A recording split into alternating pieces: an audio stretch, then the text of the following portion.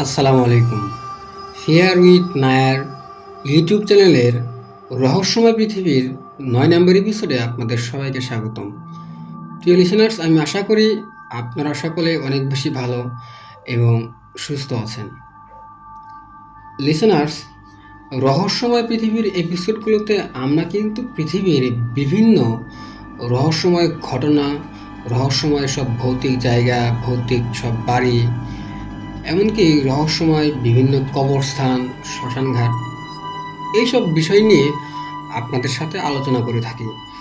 আর আমরা যখন এই রহস্যময় এবং ভৌতিক এই যে বিষয়গুলো নিয়ে আলোচনা করি, তখন আলোচনা করার সময় আমরা সহায়তা নেই অনলাইন ভিত্তিক বিভিন্ন তথ্য, বিভিন্ন বই, এরকম বিভিন্ন উৎস থেকে আমরা এই তথ্যগুলো নিয়েই কিন্তু আপনাদের সামনে এগুলো উপস্থাপন করি।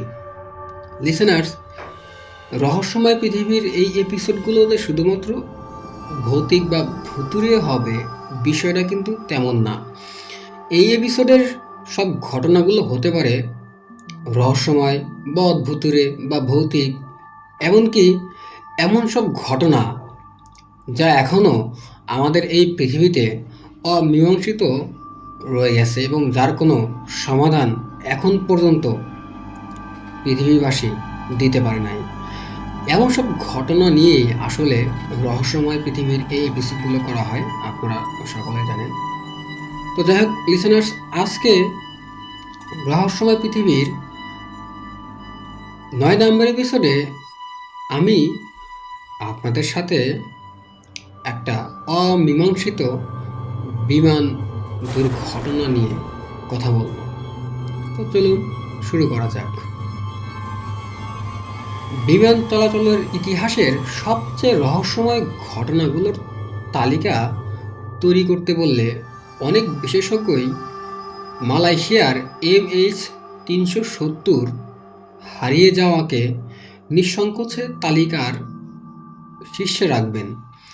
10 বছর আগে 2014 সালের 8ই মার্চ মালয়েশিয়ার কুয়ালালামপুর বিমানবন্দর থেকে বেইজিংয়ের উদ্দেশ্যে যাত্রা শুরু করার 40 মিনিটের মধ্যে সব ধরনের যোগাযোগ বন্ধ হয়ে যাওয়ার পর বিমানটির কী হয়েছে তা আজও নিশ্চিতভাবে জানা যায়নি।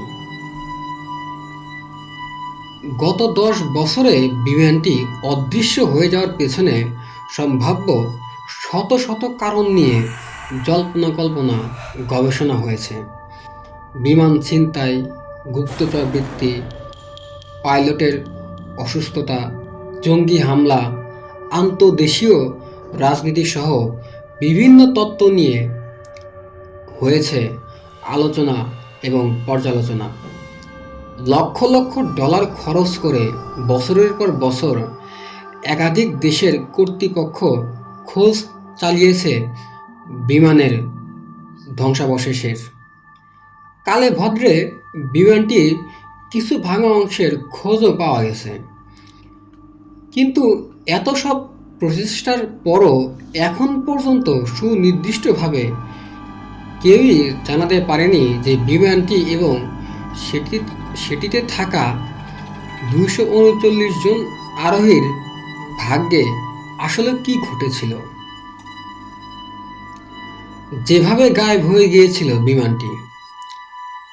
মালয়েশিয়ার কুয়ালালামপুর বিমানবন্দর থেকে 2014 সালের 8ই মার্চ মধ্যরাতে 12:41 উড্ডয়নের 40 মিনিটের মাথায় রাত 1:20 MH370 সব ধরনের যোগাযোগ বিচ্ছিন্ন হয়ে যায়। বিমানটি নিখোঁজ হয়ে যাওয়ার পরদিন মালয়েশিয়ার কর্তৃপক্ষ প্রাথমিকভাবে জানায় যে কুয়ালালামপুর থেকে বেইজিং যাওয়ার পথে ভিয়েতনামের বায়ুসীমায় প্রবেশ করার মুহূর্তে বিমানটি রাডার থেকে অদৃশ্য হয়ে যায়। ওই অনুমান অনুযায়ী পরদিন সকাল থেকেই মালয়েশিয়ার উত্তর পূর্বে দক্ষিণ চীন সাগরে বিমানটির ধ্বংসাবশেষের খোঁজ শুরু হয়। মালয়েশিয়ার বিমান বাহিনী, কোস্ট গার্ড ও নৌবাহিনী যৌথভাবে সেদিন খোঁজ চালায়। তবে 2 দিন পর 14ই মার্চ মালয়েশিয়ার সেনাবাহিনী যখন জানায় যে একটি মিলিটারি রাডার দুর্ঘটনার পরদিন সকাল 8:30 পর্যন্ত বিমানটির গতিপথ অনুসরণ করেছে, তখন হঠাৎই সকল হিসাব বদলে যায়। 15ই মার্চ মালয়েশিয়ার তৎকালীন প্রধানমন্ত্রী নাজিব রাজাক আনুষ্ঠানিকভাবে জানান যে বিমানটি আসলে দক্ষিণ চীন সাগরে নয়, মালয়েশিয়ার উত্তর পশ্চিমে মালাক্কা প্রণালীর কাছে গিয়ে যোগাযোগ বিচ্ছিন্ন হয়েছিল।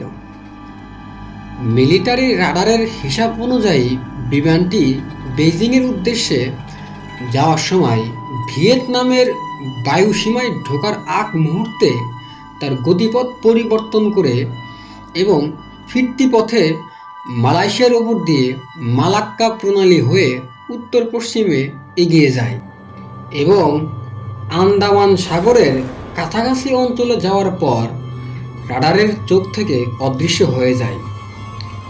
এরপর 24শে মার্চ প্রধানমন্ত্রী নাজিব রাজাক নতুন পাওয়া তথ্যের বরাত দিয়ে জানান যে বিমানটি ভারত মহাসাগরের দক্ষিণাংশে অস্ট্রেলিয়ার দক্ষিণ পশ্চিমে বিধ্বস্ত হয়েছে।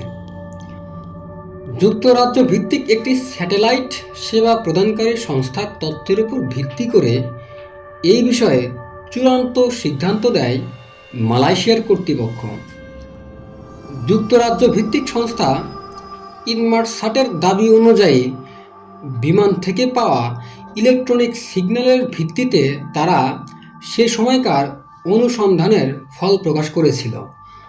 পরবর্তীতে 2014 থেকে 2017 পর্যন্ত 12টি দেশের বিমান ও নৌবাহিনী ভারত মহাসাগরের 1,20,000 বর্গ কিলোমিটারের বেশি জায়গা অনুসন্ধান করেছে বিমানটির ধ্বংসাবশেষের খোঁজে, কিন্তু অনুসন্ধানী দল এখন পর্যন্ত বিমানের কোনো অংশ বা বিমানে থাকা 239 জন যাত্রীর কারো কোনো হদিস পাননি। তবে 2016 আর 2017 সালে ভারত মহাসাগরে তানজানিয়ার কাছে লারি ইউনিয়ন দ্বীপ ও নিকটবর্তী মাদাগাস্কার বোয়িং 777 বিমানের বেশ কিছু অংশ খুঁজে পান এক অস্ট্রেলিয়ান পর্যটক। বিমানটি আদৌ ভারত মহাসাগরে বিধ্বস্ত হয়েছে কিনা তা নিয়ে সন্দেহ প্রকাশ করে থাকেন অনেক বিশেষজ্ঞ এবং এই বিষয়ের সকল গবেষক। বিমানটির ভাগ্যে কি হতে পারে এই বিষয়ে বেশ কিছু তথ্য রয়েছে তাদের। পাইলটের ভূমিকা। MH370 হারিয়ে যাওয়ার কিছুদিন পর থেকেই বিমানের পাইলট এই ঘটনার সাথে সম্পৃক্ত কিনা তা নিয়ে সব জল্পনা এবং কল্পনা শুরু হয়। দুর্ঘটনার কয়েকদিন পরেই বিমানের পাইলট জাহারি আহমেদ শাহের বাসায় অভিযান চালিয়ে তার বাসা থেকে ফ্লাইট সিমুলেটর জব্দ করে মালয়েশিয়ার কর্তৃপক্ষ ও FBI। ফ্লাইট সিমুলেটরের সাহায্যে নির্দিষ্ট যাত্রাপথে ভার্চুয়ালি বিমান চালানোর প্রশিক্ষণ নিতে ও অনুশীলন করতে পারেন পাইলটরা। সিমুলেটর থেকে কি পাওয়া গেছে তা নির্দিষ্টভাবে জানায়নি কর্তৃপক্ষের কেউই, কিন্তু 2016 সালে FBIর পক্ষ থেকে জানানো হয় যে জাহারি আহমেদ শাহের বাসা থেকে উদ্ধার হওয়া ফ্লাইট সিমুলেটরে একটি যাত্রাপথে অনুশীলন করার প্রমাণ পাওয়া গেছে, যেটির গতিপথ MH370 বিমানটির কথিত যাত্রাপথের সাথে মিলে যায়। অর্থাৎ MH370 বিমানটি যেমন প্রথমে মালয়েশিয়া থেকে উত্তর পূর্বে ভিয়েতনামের বায়ুসীমা পর্যন্ত গিয়ে আবার ঘুরে মালয়েশিয়ার উপর দিয়ে পশ্চিমে এসে উত্তর পশ্চিমে মালাক্কা প্রণালীর উপর দিয়ে মিলিটারি রাডার পাওয়া তথ্য অনুযায়ী এরপর দক্ষিণে ভারত মহাসাগরের দিকে গিয়েছিল। বিমানের ক্যাপ্টেন জাহারি আহমেদ শাহের বাসা থেকে পাওয়া ফ্লাইট সিমুলেটরেও তেমনই একটি যাত্রাপথ পাওয়া যায়। সে সময় পাওয়া ওই তথ্যের ভিত্তিতে অনুমান করা হয় যে ওই যাত্রাপথে বিমান চালানোর পূর্ব পরিকল্পনা ও প্রস্তুতি ছিল এই পাইলটের। এই তথ্য প্রকাশিত হওয়ার পর এমন জল্পনা তৈরি হয় যে বিমানের পাইলট কোনো একটি কারণে নিজ থেকেই বিমানটি বিধ্বস্ত করার সিদ্ধান্ত নিয়েছিলেন। যদিও 1981 সাল থেকে মালয়েশিয়ান এয়ার লাইসেন্স এর সাথে কাজ করা জাহারি আহমেদ শাহকে ব্যক্তিগত জীবনে সুখী ও স্বাভাবিক একজন মানুষ হিসেবেই জানতেন তার সকল সহকর্মীরা। বিমান হাইজ্যাক। MH370 বিমানটি হাইজ্যাকারদের দ্বারা দখল হতে পারে 2019 সালে প্রকাশিত বই দ্য টেকিং অফ MH370-তে এমন একটি তত্ত্ব উপস্থাপন করেন যুক্তরাষ্ট্রভিত্তিক বিমান চলাচল বিষয়ক সাংবাদিক জেফ ওয়াইজ। মিস্টার ওয়াইজের তথ্য অনুযায়ী কুয়ালালামপুর থেকে যাত্রার পর ভিয়েতনামের বায়ুসীমায় প্রবেশের আগ মুহূর্তে বিমানটির দখল নিয়ে নেয় ভেতরে থাকা এক বা একাধিক হাইজ্যাকার। পাইলটের ককপিটে না গিয়ে প্লেনের ভেতর থেকে কিভাবে এর নিয়ন্ত্রণ নেওয়া যায় সে বিষয়েও ব্যাখ্যা দিয়েছিলেন মিস্টার ওয়াইজ। তিনি তুলে ধরেন যে প্রতিটি বোয়িং 777 বিমানের ইলেকট্রনিক কন্ট্রোল সেন্টারে বিমানের সরে অবস্থিত বিজনেস ক্লাসের সামনে একটি দরজা দিয়ে প্রবেশ করা যায়। এই ইলেকট্রনিক সেন্টার থেকে বিমানের সব ধরনের ইলেকট্রনিক সিগন্যাল নিয়ন্ত্রণ করা সহ বিমান চালানোও সম্ভব বলে তার বইয়ে উল্লেখ করে মিস্টার ওয়াইজ। তবে মিস্টার ওয়াইজ এটিও উল্লেখ করেন যে এই পদ্ধতিতে কখনো কোনো বিমান চালানো হয়েছে বলে তার জানা নেই, কিন্তু এই প্রক্রিয়ায় কোনো বিমান চালানোর নজির না থাকলেও এই পদ্ধতিতে যে বিমান চালানোর তাত্ত্বিকভাবে সম্ভব সেটিও তিনি উল্লেখ করেন। বিমানে থাকা কার্গো। MH370 বিমানটির হারিয়ে যাওয়া নিয়ে সম্ভবত সবচেয়ে বিতর্কিত ষড়যন্ত্র তত্ত্বটির অবতারণা করেন ফরাসি সাংবাদিক ফ্লোরেন্স ডি চাঙ্গি। 2001 সালে প্রকাশিত তার বই the disappearing act, the impossible case of MH370 এ তিনি ধারণা প্রকাশ করেন যে বিমানটির এই পরিণতির পেছনে বিমানে থাকা একটি বিশেষ কার্গো বা মালামালের ভূমিকা থাকতে পারে। তার অনুসন্ধানে উঠে আসে 2014 সালের 7 মার্চ রাত 11:20 অর্থাৎ বিমান যাত্রা শুরু করার 1 ঘন্টা 20 মিনিট আগে MH370 বিমানটিতে প্রায় 2.5 টন রহস্যময় মালামাল রাখা হয়। শেষ মুহূর্তে বিমানে প্রবেশ করানো ওই কার্গো বিমানবন্দরে এসেছিল কড়া নিরাপত্তার মধ্য দিয়ে। ওই কার্গো সংক্রান্ত নথি পর্যালোচনা করে তিনি তার বইয়ে তুলে ধরেন যে শেষ মুহূর্তে বিমানে প্রবেশ করানো ওই কার্গো কোনো ধরনের স্ক্যান করা ছাড়াই বিমানে তোলা হয়। মিস্টার চাঙ্গির তথ্য অনুযায়ী এই কার্গোটির কারণেই MH370-কে লক্ষ্যবস্তুতে পরিণত করা হয়েছিল। মিস্টার চাঙ্গির ধারণা মতে ওই কার্গোর মাধ্যমে এমন কিছু স্থানান্তর করা হচ্ছিল যা কোনো বৈশ্বিক পরাশক্তির ইচ্ছার বিরুদ্ধে ছিল। কুয়ালালামপুর থেকে বেইজিং যাওয়ার পথে ভিয়েতনামের বায়ুসীমায় প্রবেশ করার সময় কিছুক্ষণের জন্য যখন বিমানটি নিরপেক্ষ বায়ুসীমার অবস্থান করেছিল তখন বিমানটিকে ধ্বংস করে দেওয়া হয় বা সেটির দখল নেওয়া হয় বলে তখন ধারণা করেন মিস্টার চাঙ্গি। তার অনুমান অনুযায়ী MH370 দক্ষিণ চীন সাগর অঞ্চলেই বিধ্বস্ত হয়েছে এবং সেটি কখনোই ভারত মহাসাগর অঞ্চলের দিকে যায়নি। এরকম ক্ষেত্রে যুক্তরাজ্য ভিত্তিক সংস্থা ইনমারসাটের তথ্য উদ্দেশ্যমূলকভাবে পরিবর্তন করা হয়েছে বা সংস্থাটি ভুল তথ্য উপস্থাপন করেছে বলে ফ্লোরেন্স ডি চাঙ্গি ধারণা প্রকাশ করেন। ইনমারসাট তাদের বিরুদ্ধে আনা এই অভিযোগ অস্বীকার করেছে এবং তাদের বিরুদ্ধে এই ধরনের অভিযোগ আনাকে দুঃখজনক হিসেবেও তারা উল্লেখ করেন। 2023 সালে প্রকাশিত MH370 দ্য প্লেন দ্যাট ডিসপেয়ার্ড তথ্যচিত্রে দেয়া সাক্ষাৎকারে ইনমারসাটের ডেপুটি প্রধান টেকনিক্যাল অফিসার মার্ক ডিকিনসন ইনমারসাটের বিরুদ্ধে আনা অভিযোগ অস্বীকার করেন। ফ্লোরেন্স ডি চাঙ্গি বা জেফ ওয়াইজের উপস্থাপনা করা তত্ত্বগুলোকেও অনেক বিমান চলাচল বিশেষজ্ঞ উড়িয়ে দিয়েছেন এবং তাদের এসব তথ্যকে ষড়যন্ত্র তত্ত্ব হিসেবে আখ্যায়িত করেছেন।